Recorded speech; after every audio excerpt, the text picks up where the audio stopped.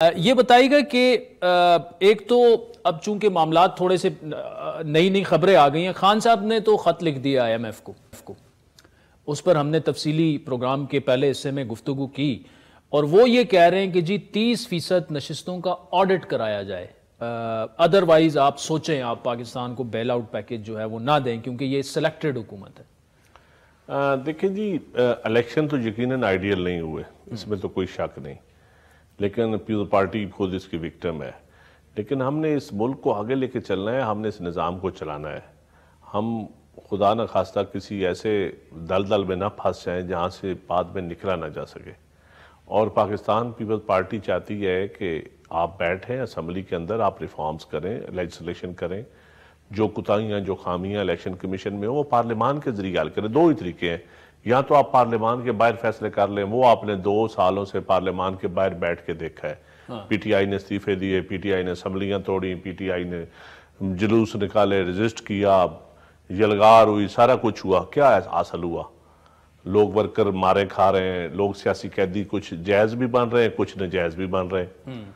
लोगों की जिंदगियां तबाह भी हो रही हैं, रियासत के ऊपर, इदारों के ऊपर भी हमला हुआ। उसको हम जस्टिफाई नहीं कर सकते चीज़ों को, लेकिन जो कुछ बेगुनाह लोगों के साथ हुआ है उसको भी हम जस्टिफाई नहीं कर सकते। तो इसका जिम्मेदार कौन है?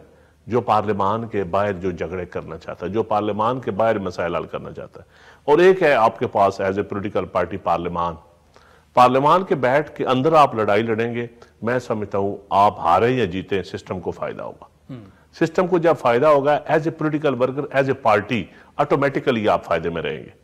जब सिस्टम मजबूत होगा, जब पार्लियामान की इज्जत होगी। ठीक है, मुझे बता, देखिए वे फॉरवर्ड तो यही है ना कि आप धांधली के इल्जामात किस पर लगते हैं? एस्टेब्लिशमेंट पर ही लगते हैं, चाहे वो 18 हो, ज्यादा दूर नहीं जाते, 18 हो या 2023 हो। PTI तो उन्हें ही टारगेट बना रही है ना।